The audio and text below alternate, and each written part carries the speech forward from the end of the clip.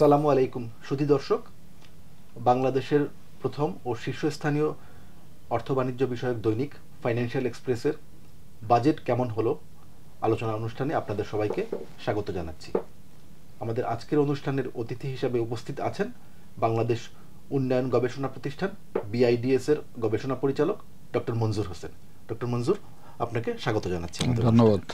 সুধী দর্শক, আপনারা অবগত আছেন যে অর্থমন্ত্রী আবুল হাসান মাহমুদ আলী গত বৃহস্পতিবার 2024-25 অর্থ বছরের জাতীয় বাজেট উপস্থাপন করেছেন জাতীয় সংসদে। বাজেট নিয়ে এখন আলোচনা সমালোচনা হচ্ছে, তর্ক বিতর্ক হচ্ছে।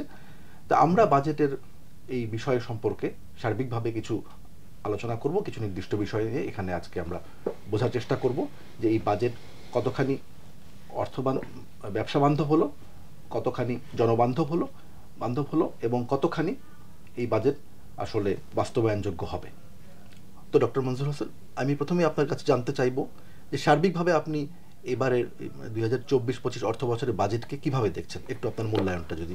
এবারের বাজেটে কিছু নতুনত্ব আছে। আমি যেটা মনে করি সেটা হচ্ছে যে বাজেটটাকে অনেকটা বলা যায় যে একটা ব্যালেন্স করার চেষ্টা করা হয়েছে অস্টারিটি এবং গ্রোথের মধ্যে। এবং সেই প্রেক্ষিতটাও আমাদের জানা আছে। আমরা গত কয়েক বছর যাবতই অর্থনীতি, বিশেষ করে সামষ্টিক অর্থনীতির একটা অস্থিতিশীল অবস্থার মধ্যে দিয়ে যাচ্ছি। সেটার জিওপলিটিক্যাল কারণও রয়েছে, আবার কোভিড পরবর্তী অবস্থা রয়েছে। সেই প্রেক্ষিতে এবারের বাজেটটাকে কিছুটা ফিসকাল কনসলিডেশনের বাজেট বলা হয়েছে এবং অর্থমন্ত্রী মহোদয় নিজেও বলেছেন এবং আমিও তা দেখেছি। এর অর্থ হলো গভর্নমেন্ট স্পেন্ডিংটা কমানো হয়েছে এবং এট দ্য সেম টাইম আয় বাড়ানোর একটা ডেসপারেট প্রচেষ্টা আছে। এই দুটো আছে এবং তার ফলে যেটা হয়েছে যে বাজেটের আকার কিন্তু বাড়েনি। যেটুকু বেড়েছে এটুকু আসলে ইনফ্লেশনের প্রকৃতপক্ষে এটা আসলে কমেছে বলা যায়। সেদিক থেকে এটা একদিক থেকে ভালো, এই সেন্সে যে ফিসকাল স্পেসের কথা চিন্তা করি আমরা, তাহলে সেদিক থেকে সরকারের আয় ব্যয়ের মধ্যে একটা সামঞ্জস্য রাখার চেষ্টা করা হয়েছে। দ্বিতীয়ত হচ্ছে যে এই বাজেটটাকে যেমন যেহেতু আমরা বলছিলাম যে সমষ্টি অর্থনীতির দিক থেকে গুরুত্বপূর্ণ, সেখানে মূল্যস্ফীতিকে একটু গুরুত্ব দেওয়া হয়েছে এই বাজেটে। সেই গুরুত্বর দিক থেকে যেটা আমি বলবো যে সরকারি ফিসকাল পলিসির পার্ট থেকে যতটুকু করা যায় সেটুকু আসলে অ্যাড্রেস করা হয়েছে। আমি একটু ডিটেলসে বলবো একটু পরে। আর বলা হয়েছে যে সংকোচনমূলক যে মানিটারি পলিসি নেওয়া হয়েছে সেটার উপর ওনারা জোর দিচ্ছেন। সুতরাং মূল্যস্ফীতিকে আগামী এক বছরে 6.5% নামিয়ে আনার একটা আশা প্রকাশ করা হয়েছে। এটাকে কেউ কেউ ভুলভাবে ব্যাখ্যা করছেন, বলছেন যে এত টার্গেট দেওয়া হয়েছে। আসলে টার্গেট না, এটা আশা প্রকাশ করা হয়েছে, এটা কমে আসতে পারে। এবং সেই আশা প্রকাশ করার কারণ হচ্ছে যে যেহেতু মুদ্রানীতির কন্ট্রাকশনারি মুদ্রানীতি চালু হয়েছে গত 3-4 মাস আগে থেকে, যেটা বাজারের উপর ইন্টারেস্ট রেটটা ছেড়ে দেওয়া হয়েছে, এক্সচেঞ্জ রেটটাকে অনেকটা মার্কেট বাজার ভিত্তিক করা হয়েছে। তো সেগুলোর ফল পেতে একটু সময় লাগবে। সেই আশাটা যদি করা যায় এবং অ্যাট দ্য সেম টাইম যেমন এই বাজেটে বলা হয়েছে যে যেহেতু খাদ্য মূল্যস্ফীতি বেশি, খাদ্য যেগুলো আমদানি করা হয়েছে তার উপর কোনো রকমের ট্যারিফ আরোপ করা হয়নি। আগে যেটা খুব সামান্য ট্যারিফ ছিল সেটাই রাখা হয়েছে। সরকার মুদ্রানীতির উপর বেশি রিলাই করছে মূল্যস্ফীতি নিয়ন্ত্রণের জন্য। তো এছাড়া যেটা হয়েছে যে টিসিবির মাধ্যমে 1 কোটি পরিবারকে স্মার্ট কার্ড দেওয়ার চেষ্টা করা হয়েছে। এটা হচ্ছে মূলত মূল্যস্ফীতি নিয়ন্ত্রণ না, মূল্যস্ফীতির প্রভাবকে যাতে দরিদ্র মানুষের উপর কম পড়ে বা তারা কিছুটা রেসপাইট পায়, কিছুটা সুলভ মূল্যে জিনিস কিনতে পারে বা ভর্তুকি মূল্যে কিনতে পারে, সেই ব্যবস্থাটা করা। এখানে আমি একটু জানতে চাচ্ছি যে এইখানে তাহলে দেখা যাচ্ছে যে এখানে সামাজিক নিরাপত্তা বলয় বা বেষ্টনী বাড়ানোর একটা বিষয় আছে। সেটা কতটুকু আসলে মূল্যস্ফীতি থেকে মানুষকে, বিশেষ করে সাধারণ মানুষকে, নিম্ন আয়ের মানুষকে একটু স্বস্তি দেওয়ার জন্য এই সামাজিক নিরাপত্তা বেষ্টনীর আওতাটা একটু বাড়ানো হয়েছে। এখন কথা হলো যে আমাদের যে সীমিত সামর্থ্য তার মাধ্যমে বাড়ানোর চেষ্টা করা হয়েছে, এটাকে আমি বলবো একটা পজিটিভ দিক। একটা কথা হলো যে এখন যতটুকু করা হয়েছে ততটুকু দিয়ে আসলে মানুষের কতটুকু উপকার হবে সেটা পরের কথা, কিন্তু একটা প্রচেষ্টা আছে এখানে। আর একটা হচ্ছে, এই কথাই আমি শেষে বলতে যাচ্ছিলাম, তাহলে এখানে ফিসকাল এবং মানিটারি পলিসির একটা কোঅর্ডিনেশনকে আমরা দেখতে পাচ্ছি। অন্যদিকে বাজেটে এক্সপেন্ডিচারটা কমিয়ে আনা হয়েছে, ওভারঅল ইভেন ডেভেলপমেন্ট এক্সপেন্ডিচারও কমিয়ে আনা হয়েছে। তো সেদিক থেকে এবং গ্রোথের প্রজেকশনটাও কমানো হয়েছে, এবং সেটা যেমন এই বছরটা ছিল আসলে 8-5 ইয়ার প্ল্যানের লাস্ট বছর, এখানে প্রায় 9% গ্রোথ প্রজেক্ট করা হয়েছিল এবং 9 লক্ষ কোটি টাকার বাজেটের আশা করা হয়েছিল। সেই ক্ষেত্রে আমরা 8 লক্ষ কোটি টাকায় নামিয়ে এনেছি। কিন্তু প্রশ্ন হলো যে এতে করে আমাদের গ্রোথ মোমেন্টামটা আমরা হারিয়ে ফেলি কিনা, সেটা হচ্ছে প্রশ্ন। এবং 6.75% গ্রোথ টার্গেট করা হয়েছে।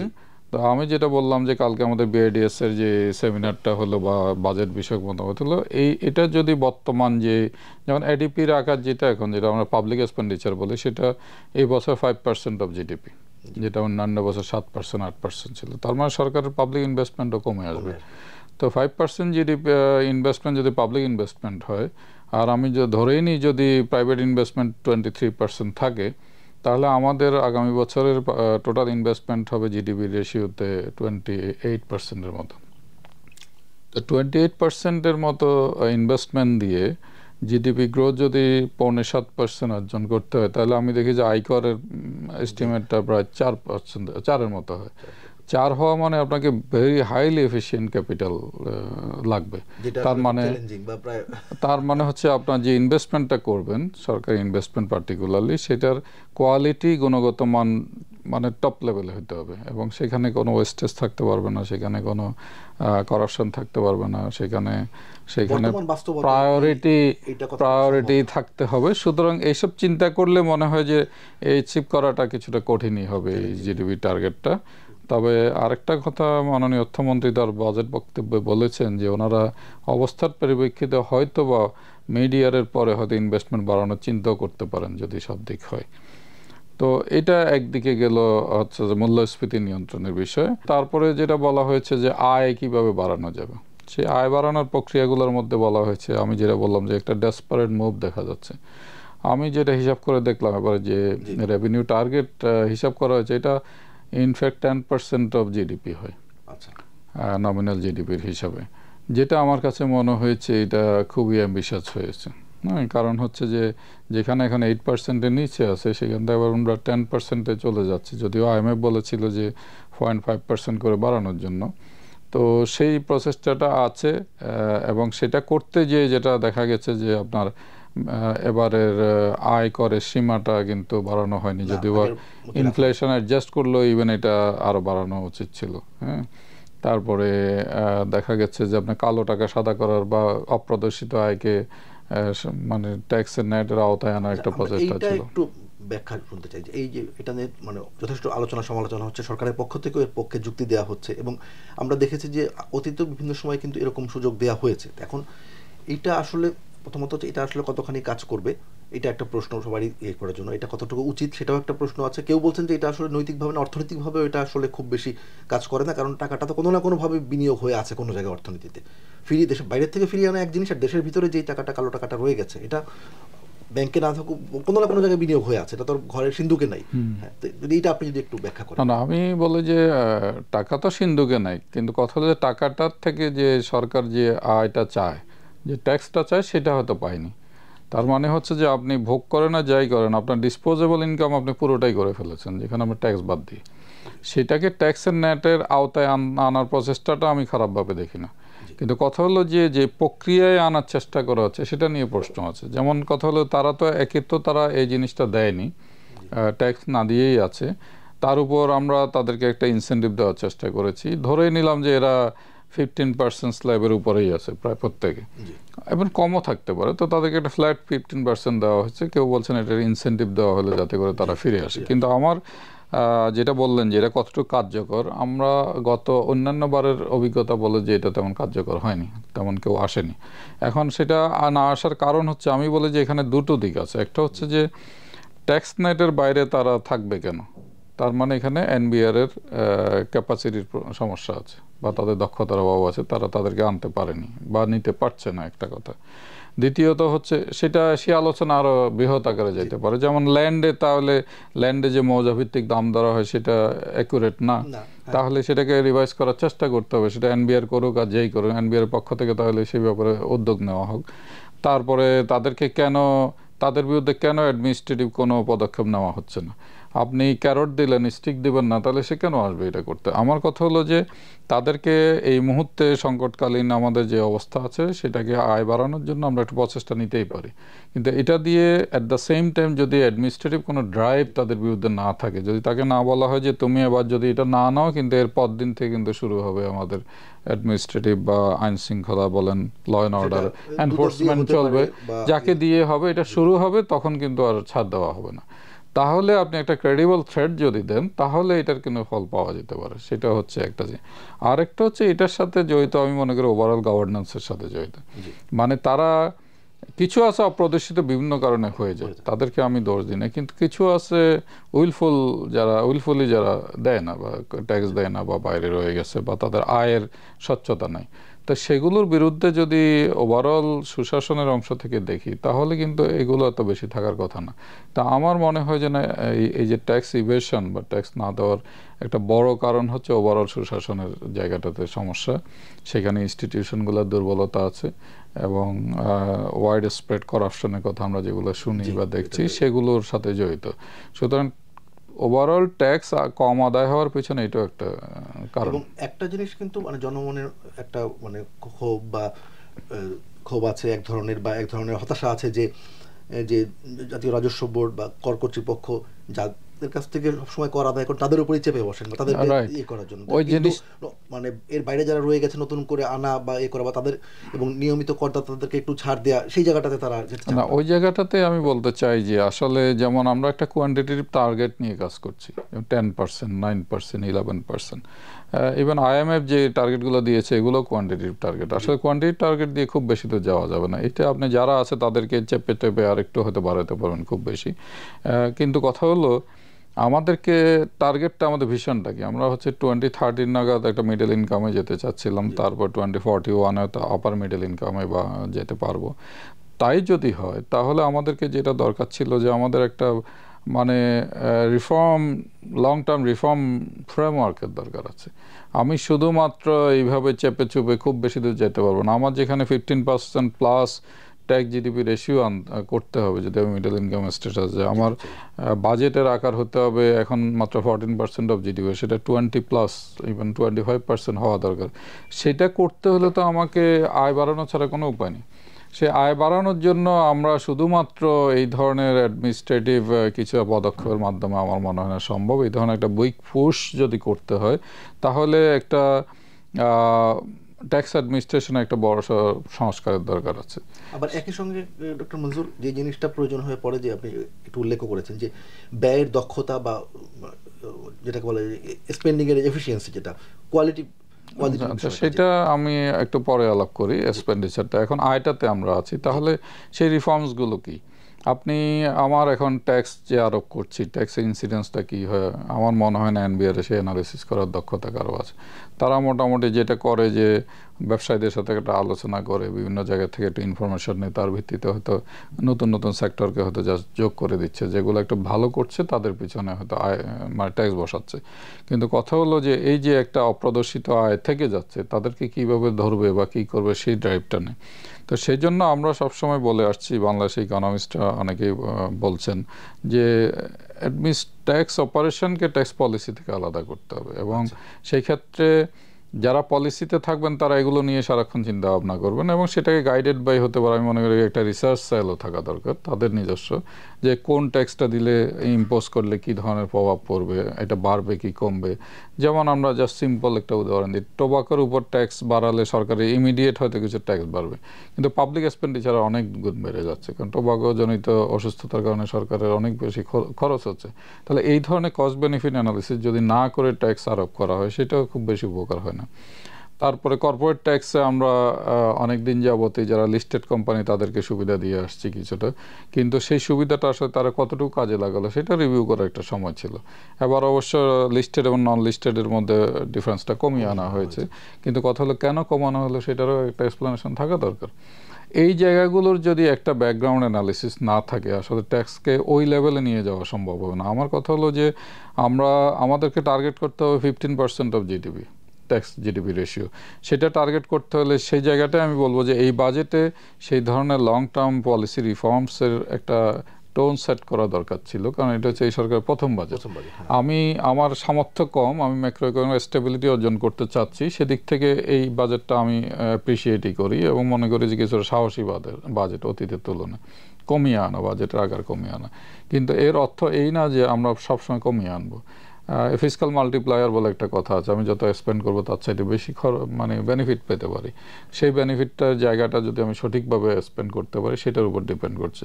তাহলে আমাদের এই বাজেটে হয়তো বা ভালো হতো যদি কিছু বিভিন্ন সেক্টরে যেখানে ট্যাক্স রিফর্মসের কিছু কথা বলা হয়েছে, ট্যাক্স রিফর্মস সেগুলো বলে ট্যাক্স নেট বাড়ানো, ট্যাক্স কাভারেজ বাড়ানো, ডিজিটালাইজেশন, সেগুলো আমি মনে করি না যে এগুলোর দ্বারা খুব বড়সড় কিছু লাভ হবে, হয়তো 5% 10% বাড়তে পারে। তো বড়সড় কিছু করতে হলে আসলে ট্যাক্স অ্যাডমিনিস্ট্রেশনের কাঠামোগত পরিবর্তন দরকার আছে, কম্প্রিহেন্সিভ পলিসি রিফর্মস ফ্রেমওয়ার্কের দরকার আছে। সেটা যদি শুরু করা যায় আমি মনে করি সেটা ভবিষ্যতের জন্য আমাদের লং টার্ম ভিশন যেটা আছে ডেভেলপমেন্টের সেটা অ্যাচিভ করার সুযোগ। তো এইটা হচ্ছে একটা দিক গেল। ইনফ্লেশন ম্যানেজমেন্টের দিক থেকে আমি বলবো যে বর্তমানে যে অবস্থা আছে তাতে করে ইনফ্লেশন কমিয়ে আনাটা খুব কঠিন হবে। এটা শুধুমাত্র আসলে দেশের সরকারের হাতে যে সব কিছু আছে তা না। একটা হচ্ছে মনিটারি পলিসির, অনেকেই বলছে যে বাংলাদেশের মনিটারি মানে ইন্টারেস্ট রেটের চ্যানেলটা হচ্ছে আমাদের মেজরিটি হচ্ছে ইন্ডাস্ট্রিয়াল লোন আর 10% 20% হচ্ছে কনজিউমার লোন। সুতরাং কন্ট্রাকশনাল মনিটারি পলিসি দ্বারা মানে খুব বেশি দূর যাওয়া যায় না, কিন্তু যেটা ডেভেলপড কান্ট্রিগুলোতে হয়। কিন্তু আমি বলবো যে আমি পুরোপুরি এটার সাথে একমত না। একটা হচ্ছে যে আমাদের ট্রান্সমিশন মেকানিজম, মনিটারি ট্রান্সমিশন মেকানিজমগুলো চ্যানেলগুলো দুর্বল। একটা হচ্ছে ফিনান্সিয়াল সেক্টর এফিসিয়েন্সি কম, তারপরে আমাদের এই যে মানে ক্রেডিটের স্ট্রাকচারটা একটু ডিফারেন্ট, কিন্তু তারপরেও যেমন আপনি ইন্ডাস্ট্রিয়াল লোন হলে তার পুরাটা সেই ইন্ডাস্ট্রির প্রোডাকশনে যায় না, এখানে ওয়েজ আছে, স্যালারি আছে, অন্য অনেক কিছু আছে, সুতরাং তাদেরও কাছে টাকা পয়সা যায়। সুতরাং এটার ফল পেতে একটু দেরি হবে, কিন্তু এর অর্থই না যে আমি পুরাটা করব না, কন্ট্রাকশনাল পলিসিতে যাব না। কিন্তু যে বিষয়টা খুব জরুরি মনিটারি পলিসির কোনো রেজাল্ট পাওয়ার জন্য, আমি মনে করি ফিনান্সিয়াল সেক্টরের এফিসিয়েন্সি এবং কম্পিটিটিভ স্ট্রাকচারটা বাড়ানোর ক্ষেত্রেও কিন্তু এখন সংস্কারের দরকার আছে। কারণ আপনি ফিনান্সিয়াল সেক্টর যদি ঠিকমতো কাজ না করে তাহলে আপনি মনিটারি পলিসি ঠিকমতো কাজ করবে না। সেই ক্ষেত্রে যেটা হবে যে ইন্টারেস্ট রেট এমন একটা জায়গায় যাবে যারা ভালো ইনভেস্টর তারা ক্ষতিগ্রস্ত হবে। তাহলে আমাকে একটা কম্পিটিটিভ ফিনান্সিয়াল স্ট্রাকচার দরকার, যেখানে বর্তমানে যেসব সমস্যাগুলো আছে, ঋণ খেলাপিয়াতো বেড়ে গেছে। যেমন আমি বলি যে 9% যখন ইন্টারেস্ট রেট ছিল তখন ঋণ খেলাপিয়াতো বাড়লো কেন?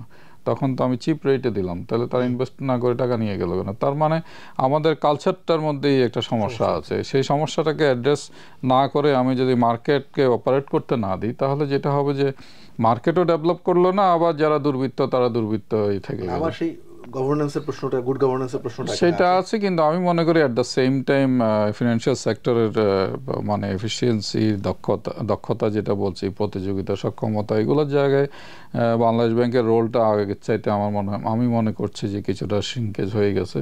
সেই জায়গায় পলিটিক্যাল সিদ্ধান্তের দরকার আছে। কেউ কেউ বাংলাদেশ ব্যাংকে অটোনমি দিলে আমি মনে করি না যে অটোনমি ওইভাবে কাজ করবে বাংলাদেশের কনটেক্সটে, কিন্তু যেটা দরকার হচ্ছে যে কিছু রিফর্মস, সংস্কার দরকার। যেমন ব্যাংকিং কমিশনের কথা আমি বিআইডিএস একটা সেমিনারে বলছি, অনেকেই বলছে কমিশন না হোক একটা হাই লেভেল কমিটি হতে পারে যারা একটু কথা বলতে পারে, এটা নিয়ে অ্যানালিসিস করতে পারে, দেখতে পারে, মানে সরকারকে বা সেন্ট্রাল ব্যাংকে কিছু পরামর্শ দিতে পারে যে কি করলে কি হওয়া উচিত, কেমন হতে পারে। সুতরাং এটা যদি না হয় মনিটারি পলিসি কিন্তু ইনএফেক্টিভই থেকে যাবে, এবং আমরা যেটা মেইন গোল গ্রোথ এবং প্রাইস স্টেবিলিটির মধ্যে একটা ব্যালেন্স করা, সেটাও কিন্তু খুব বেশি অ্যাচিভ করা যাবে না। আচ্ছা, বাজেটে আরেকটা জিনিস আলোচনায় আসছে, এই যে আপনার কথাতে উল্লেখ আসছে কিছুটা, কিন্তু আমরা এটা একটু শুনতে চাই যে এই যে ঘাটতি অর্থায়নের বিষয়টা, যেটা যেহেতু মূল্যস্ফীতির প্রসঙ্গটা আসছে, ঘাটতি অর্থায়নটা যেভাবে পরিকল্পনা করা হয়েছে সেইটার মানে কার্যকারিতা বা সেইটার আসলে এই মুহূর্তে কি এই পরিকল্পনাটাই সঠিক কিনা? আমাদের কাছে আসলে খুব বেশি অপশন নাই। আমি যেটা দেখেছি, যদি ইভেন এতটুকু এক্সপেন্ডিচারও যদি করতে হয় তাহলে সরকারকে একটা বড়সড় লোন নিতে হবে, এবং সেই লোনের আকারটা আমি দেখলাম যে গতবারের চাইতে খুব বেশি বড় যে তা হয়নি। এবং গতবার যদি 1,30,000 কোটি টাকা নেওয়া সম্ভব হয়ে থাকে, আমি জানি না ফাইনালি কি হয়েছে, তাহলে এই বছর 1,37,000 কোটি টাকা নেওয়াটা খুব বেশি কিছু না। কেউ কেউ বলছেন যে আমাদের টার্ম ডিপোজিটের প্রায় 70-80% হচ্ছে এই অ্যামাউন্ট, তাহলে এটা যদি পুরোটা চলে যায় প্রাইভেট সেক্টরের ইনভেস্টমেন্টের ক্রাউড আউট ইফেক্ট হয় কিনা। তো তো আমি ব্যক্তিগতভাবে মনে করি না যে, কারণ এটা তো ওয়ান টাইম কোনো বিষয় না, হঠাৎ করে সরকার নিয়ে গেছে তা না। তো চলমান প্রক্রিয়া, এবং যেহেতু এখন interest rate, deposit interest rate অনেক বেড়েছে, প্রাইভেট সেক্টর, ব্যাংকিং সেক্টরে আপনার আমানতের পরিমাণও বাড়ছে, সুতরাং এটা বেশি অসুবিধা হবে বলে আমার মনে হয় না। কিন্তু সরকার তো আদার সোর্স থেকে যদি পায়, এর মানে সুবিধা করতে পারে, ট্যাক্স যদি বাড়াতে পারে, তারা যেটা চাচ্ছে সেটা যদি করতে পারে, তাহলে হয়তো সম্ভব। আদারওয়াইজ পুরোটাই ঋণ নির্ভর হতে গেলে তো সেটা আলটিমেটলি একটু সমস্যাই হবে।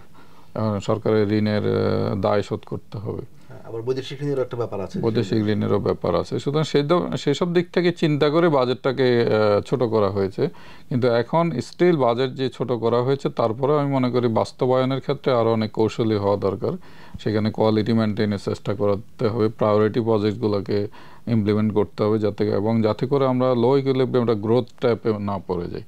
আমাদের উদ্দেশ্য হচ্ছে হায়ার গ্রোথ অর্জন করা। এই বছরটা হয়তো গ্রোথকে আমরা স্যাক্রিফাইস করছি, কিন্তু কথা হলো সব সময় তো এটা চলবে না। এটা করতে গেলে পিছিয়ে যাবে, মানুষের এমপ্লয়মেন্ট বাড়াতে হবে, দারিদ্র্য বিমোচনের দিকে মনোযোগ দিতে হবে, অ্যাট দ্য সেম টাইম বিজনেসকে অপারেট করার সুযোগ দিতে হবে, স্পেস দিতে হবে। তো এই আরেকটা কথা এখানে আমরা জানতে চাই যে কর্মসংস্থানের বিষয়টা, এটা কিন্তু একটা চ্যালেঞ্জ রয়ে যাচ্ছে বড় ধরনের। বাজেটে কি এটা যথেষ্টভাবে মানে অ্যাড্রেস করা হয়েছে বলে মনে করেন আপনি? মানে সরাসরি তো কর্মসংস্থানের বিষয় হয় না, ইনভেস্টমেন্ট যখন বাড়ে তখন সেখানে বিভিন্ন রকম অপরচুনিটি ক্রিয়েট হয়। মূলত কর্মসংস্থানটা আসবে প্রাইভেট সেক্টর থেকে। সেই প্রাইভেট সেক্টরের জায়গাটাই ইম্পর্টেন্ট, যেটা বললাম যে প্রাইভেট সেক্টরে ইনভেস্টমেন্টের জায়গাটা যদি কোনো কারণে ক্ষতিগ্রস্ত হয়, তাহলে কিন্তু প্রাইভেট সেক্টরে মানে এমপ্লয়মেন্ট জেনারেশনটা কমে যাবে। সরকারি ইনভেস্টমেন্ট অনেক সময় ফ্যাসিলিটেট করে কর্মসংস্থানের ক্ষেত্রে। বড় বড় মেগা প্রজেক্ট ইমপ্লিমেন্টেশন চলছে, সেগুলো কমপ্লিট হলেও কিন্তু অনেক ধরনের কর্মসংস্থান হবে। কিন্তু কর্মসংস্থানের জন্য বেশি দরকার হচ্ছে বিজনেস ফ্রেন্ডলি এনভায়রনমেন্ট। আর একটা জিনিস আমি মিসিং হয়ে যাচ্ছে, যেটা বলছিলাম যে ইনফ্লেশনের কথাটাতে আবার একটু ফিরে আসি। যে ইনফ্লেশন কেন আমি বললাম যে এইভাবে হয়তো সম্ভব হবে না সরকার মনিটারি এবং ফিসকাল পলিসির কোঅর্ডিনেশনের পরেও। আমি মনে করি যে দুটো ইম্পর্টেন্ট আসপেক্ট রয়ে গেছে যেগুলো ইনফ্লেশনের এক্সপেকটেশনটাকে বাড়িয়ে দিচ্ছে। তার মধ্যে একটা হচ্ছে এনার্জি প্রাইস আপওয়ার্ড অ্যাডজাস্টমেন্ট, এটা পিরিয়ডিক্যালি করবে বলা হচ্ছে। যদি তাই করা হয় তাহলে এটা মানে পরিমাণটা যত না বেশি হবে, তার চাইতে বেশি মূল্যস্ফীতির প্রত্যাশাটা জনগণ এবং বিজনেসম্যান তাদের মধ্যে বেড়ে যাচ্ছে। এটা কিন্তু অর্থনীতির শাস্ত্রেই আছে যে ইনফ্লেশন এক্সপেকটেশনটা ইনফ্লেশন বাড়ানোর ক্ষেত্রে ভূমিকা রাখে। সুতরাং সেই ক্ষেত্রে আমাদেরকে কৌশলী হওয়া দরকার আছে। ঘোষণা দিয়ে আমরা এটা করব নাকি আমরা কিভাবে এনার্জি প্রাইসটাকে অ্যাডজাস্ট করতে। আমি কালকে আমাদের বিআইডিএস এর পক্ষ থেকে যে প্রতিক্রিয়া ছিল সেখানে বলেছি এখানে দুটো কাজ করা যেতে পারে। একটা হচ্ছে যে একটা হচ্ছে যে এনার্জি সেক্টরে এফিসিয়েন্সি বাড়ানোর দিকে মনোযোগ দেওয়া, যাতে করে সাবসিডিটা কমানো যায়। সেই এফিসিয়েন্সি বাড়ানোর মধ্যে ইন্টারনাল এফিসিয়েন্সি হতে পারে, কন্ট্রাকচুয়াল যেসব এগ্রিমেন্টগুলো আছে সেগুলোকে রিভাইজ করা যেতে পারে, ক্যাপাসিটি চার্জ বা অন্যান্য নামে যেসব দেওয়া হচ্ছে সেগুলোকে কমানো যায় কিনা, এইসব করে সাবসিডি একটা কমিয়ে আনার চেষ্টা। আরেকটা হচ্ছে যে আমরা কম মূল্যে জ্বালানি দ্রব্য আমদানি করতে পারি কিনা, সেই ক্ষেত্রে আমরা জিও পলিটিক্যাল কনসার্নটাকে অ্যাড্রেস করতে পারি কিনা। যেমন চায়না, রাশিয়া, ইন্ডিয়া যেভাবে রাশিয়া থেকে কম দামে এনে বিক্রি করতে পেরেছে, আমরা ইন্ডিয়া থেকে আবার নিতে পারি কিনা, চায়না থেকে নিতে পারি কিনা। ইভেন এলএনজির ক্ষেত্রে আমরা কোথা থেকে যেতে পারি। অল্টারনেটিভ সোর্সগুলোকে আমাদেরকে ভালোভাবে এক্সপ্লোর করা, এবং সেদিক থেকে চিন্তা করলে এনার্জি প্রাইসটাকে কিছুটা কমিয়ে এনে সাবসিডিটা কমানো যায় কিনা সেদিক থেকে একটা দেখা। কারণ এনার্জির একটা ইকোনমি ওয়াইড ইম্প্যাক্ট আছে, ইনফ্লেশনের ইম্প্যাক্ট। ইনপুট কস্ট, প্রোডাকশনে ইনপুট কস্ট বেড়ে যায়, ট্রান্সপোর্টেশন বেড়ে যায়, সব কিছু বেড়ে যায়। এটাকে যদি স্টেবিলাইজ না করা যায়, ইনফ্লেশনের অন্যান্য যত ধরনের আমরা এফোর্ট নিই সেগুলো খুব বেশি কাজ দেবে না। দ্বিতীয় আরেকটা ইনফ্লেশনের এক্সপেকটেশনের জায়গা হচ্ছে বৈদেশিক মুদ্রা বিনিময় হার, এক্সচেঞ্জ রেটের আনসার্টেনিটিটা। এই আনসার্টেনিটিটা তখনই কাটবে যদি আমরা রিজার্ভটাকে স্টেবিলাইজ করতে পারি। রিজার্ভটা কন্টিনিউয়াসলি কমে যাচ্ছে, এবং সেই কমার পিছনে অনেক ধরনের কারণ আছে। ফিনান্সিয়াল অ্যাকাউন্টের ডেফিসিট একটা বড় কারণ, যারা প্রাইভেট সেক্টর বড় করছে। সেই জায়গাগুলোকে আমি শিওর যে বাংলাদেশ ব্যাংক হয়তো কাজ করছে, কিন্তু তারপরে হয়তো সামাল দেওয়া যাচ্ছে না। সেদিক থেকে একই কথা, জিও পলিটিক্যাল অ্যাডভান্টেজগুলো কাজে লাগিয়ে সাউথ সাউথ কোঅপারেশন আমরা যেটা বলি, চায়না থেকে, ইন্ডিয়া থেকে বা অন্যান্য দেশ থেকে আমরা যদি কিছু বড় করতে পারি কিনা ফরেন কারেন্সি, যাতে করে রিজার্ভকে কিছুটা স্টেবল করা যায়। আরেকটা হচ্ছে এফডিআইকে আমার যেভাবেই হোক প্রমোট করার চেষ্টা করা দরকার। এটা একটা খুব এফডিআই যদি না আসে এমপ্লয়মেন্ট ক্রিয়েশন হবে না। এফডিআই যদি না আসে আপনি শুধুমাত্র রেমিটেন্স দিয়ে আমি মনে করি না যে বাংলাদেশ বেশি দূর এক্সটার্নাল সেক্টরকে বাঁচিয়ে রাখতে পারবে। এটা কোনো উন্নত দেশ করে না। কারণ এফডিআই আনার জন্য বিজনেস ফ্রেন্ডলি এনভায়রনমেন্ট তৈরি করা, ফিনান্সিয়াল সেক্টরের ডেভেলপমেন্ট এবং এফিসিয়েন্সি ডেভেলপ করা, এগুলো খুবই জরুরি। এই জায়গাগুলোতে একটা লং টার্ম ভিশন যদি টোন সেট করা যেত এই বাজেটে, আমার মনে করি সেটা অনেক বেশি উপকার হতো সামনের দিনগুলোর জন্য। তো এই দুইটা জায়গাকে যদি একটা হচ্ছে এক্সচেঞ্জ রেট স্টেবিলাইজ করা, সবাই একটা ধারণা করছে যে এটা আরও ডেপ্রিসিয়েট করবে, সুতরাং এক্সপেকটেশন নেই তৈরি হচ্ছে যে মূল্যস্ফীতি বাড়বে। আর একটা হচ্ছে এনার্জি প্রাইস আমার সবসময় বাড়তে থাকবে। সুতরাং এই দুটো জায়গাকে খুব কেয়ারফুলি হ্যান্ডেল করা দরকার আছে, এবং এটা যদি আমরা মোটামুটি স্টেবিলাইজ করে আনতে পারি আগামী 6 মাসের মধ্যে, তাহলে আমার ধারণা যে ইনফ্লেশনটা কিছুটা হলেও কমে আসবে, হয়তো 6.5% না হলেও কমে আসবে কিছুটা। ডক্টর মনজুর হোসেন, আমরা শেষ করব একটা প্রশ্ন দিয়ে, যেটা আমরা প্রথমে জানতে চাচ্ছিলাম যে এই বাজেট কতটা ব্যবসা বান্ধব বা কতটা বিজনেস ফ্রেন্ডলি, যেহেতু আমরা বলছি যে আমাদের ইকোনমি আসলে প্রাইভেট সেক্টর ড্রিভেন, এবং সেইখানে অনেকগুলি বিষয় আপনি বলেছেন এবং আমরাও আলোচনা শুনছি। সুতরাং এই সার্বিকভাবে যদি আমরা সংক্ষেপে মূল্যায়ন করতে চাই যে এই বাজেট আসলে কতটা ব্যবসা বান্ধব। ব্যবসাকে প্রতিবন্ধকতা তৈরি করা হয়েছে এরকম আমি কোনো মেজার আমি দেখিনি। একটা হচ্ছে যে যেমন আমি দেখলাম যে আইসিটি বা টেকনোলজি খাতের সেক্টরকে আরও 3 ট্যাক্সের রিবেট দেওয়া হয়েছে, ট্যাক্স সুবিধা দেওয়া হয়েছে। নতুন করে কোনো এডিশনাল ট্যারিফ বা ট্যাক্স আরোপ করা হয়নি। দেশীয় যেসব প্রোডাক্টগুলো, পণ্যগুলো তৈরি হচ্ছে তাদেরকে একটা সুবিধা দেওয়ার চেষ্টা করা হয়েছে। তো সেগুলো পুরোটাই আমি মনে করি বিজনেস বান্ধব। এবং প্রাইভেট সেক্টরে ডেভেলপমেন্টের জন্য যেটা হতে পারে যে সরকারের যেহেতু ব্যয় করার সক্ষমতা কমে গেছে, সুতরাং পাবলিক ইনভেস্টমেন্টটা যদি আরও বেশি হতো, প্রাইভেট ইনভেস্টমেন্টকে আরও ফ্যাসিলিটেট করতে পারতো, সেটা একটা হয়তো দিক আছে। আর ব্যাংকিং সেক্টরে বরোয়িংটা প্রাইভেট সেক্টর ইনভেস্টমেন্টকে ক্ষতিগ্রস্ত করে কিনা সেটা সময়ই বলবে। সুতরাং ওইসব দিক থেকে আমি বলবো যে ব্যবসার জন্য মোটামুটি দাগে এটা ভালো বাজেটই হয়েছে। ব্যবসায়ীতে কোনো দিককে ক্ষতিগ্রস্ত করেছে বলে মনে হয় না। তবে তার সাথে 2-1টা জিনিস বলবো যে মোবাইল বা ইন্টারনেট রিলেটেড যে কর আরোপ করা হয়েছে, এটা আসলে স্মার্ট বাংলাদেশ ভিশন বা ডিজিটাল বাংলাদেশ ভিশনের মেইন কনসেপ্টের সাথে কন্ট্রাডিক্টরি বলে আমি মনে করি। কারণ বাংলাদেশে এখন যেহেতু আমরা এমপ্লয়মেন্ট ওভাবে জেনারেট করতে পারছি না, আমরা আইটি বেসড ফ্রিল্যান্সিং বলেন, অন্যান্য ধরনের সেলফ ড্রিভেন যেসব এমপ্লয়মেন্ট ক্রিয়েশন হচ্ছে, সেটা মোটামুটি ডিজিটালাইজড প্ল্যাটফর্মেই হচ্ছে। সুতরাং ডিজিটালাইজড প্ল্যাটফর্মটাকে আমাদেরকে সবসময় সাপোর্ট দিয়ে যেতে হবে, এবং এটাই আমি মনে করি বাংলাদেশের ভবিষ্যতে এগিয়ে যাওয়ার একটা মাত্র ওয়ে, যেটা আমার বইতে আমি বিস্তারিত আলোচনা করেছি। কারণ টেকনোলজি ড্রিভেন ডেভেলপমেন্টের দিকে যেতে হলে আমরা হাইটেকের দিকে হয়তো খুব বেশি যেতে পারবো না, কিন্তু ডিজিটাল টেকনোলজি দিয়েই কিন্তু ইনোভেশন, তারপরে অন্যান্য ধরনের এফিসিয়েন্সি ডেভেলপ করা সম্ভব, এবং এখান থেকে আয় করারও যথেষ্ট সুযোগ আছে। ইন্টারন্যাশনাল আউটসোর্সিং বিজনেসকে ধরা এবং অন্যান্য, কারণ সেই জায়গাগুলোতে প্রতিবন্ধকতা সৃষ্টি না করাই ভালো। তো এইসব দিক থেকে আমি মনে করছি যে মোটামুটি দাগে এটা বিজনেসকে সাপোর্টই করবে এই বাজেট। তো ডক্টর মনজুর হোসেন, আপনাকে অসংখ্য ধন্যবাদ আমাদের সাথে সময় দেওয়ার জন্য, আপনার আলোচনার জন্য। তো শুধু দর্শক, আপনারা শুনলেন ডক্টর মনজুর হোসেনের কাছ থেকে বাজেটের বিভিন্ন বিষয়, বিভিন্ন বৈশিষ্ট্যগুলো কী ছিল, চ্যালেঞ্জগুলো কী ছিল। আমরা সেখানে দেখতে পেলাম যে রাজস্ব আদায়ের একটা বড় চ্যালেঞ্জ সামনে রয়ে গেছে। ঘাটতি অর্থায়নটা কীভাবে ব্যবস্থাপনা করা হবে এই মুহূর্তের বাস্তবতায়, সেটাই হয়তো একটা চ্যালেঞ্জ থাকবে সামনে। পাশাপাশি কিছু ইতিবাচক যে দিকগুলো আছে বাজেটের, সেই জায়গাগুলো আমরা দেখতে পেলাম, এবং এটি ব্যবসাকে সমর্থন করা, আমাদের দেশের যে নিজস্ব শিল্প প্রতিষ্ঠান, শিল্প কারখানা তথা লোকাল ইন্ডাস্ট্রিকে যে সমর্থন দেওয়া, সেই সুযোগ, সেই জিনিসগুলো এখানে দেওয়া হয়েছে। সব মিলিয়ে একটা প্রচেষ্টা আছে। এখন আগামী দিন বলে দিবে যে আমরা বাজেটটাকে কীভাবে, আমরা কতখানি এটা বাস্তবায়নটা সফল হবে এবং এর সুফলটা মানুষের কাছে কীভাবে পৌঁছবে। আমরা আশা করি এটা একটা সুফল দেবে। তো আপনাদেরকে সাথে থাকার জন্য ধন্যবাদ জানাচ্ছি। আমি আশজাদুল কিবরিয়া, ফাইন্যান্সিয়াল এক্সপ্রেসের পরিকল্পনা সম্পাদক। ধন্যবাদ।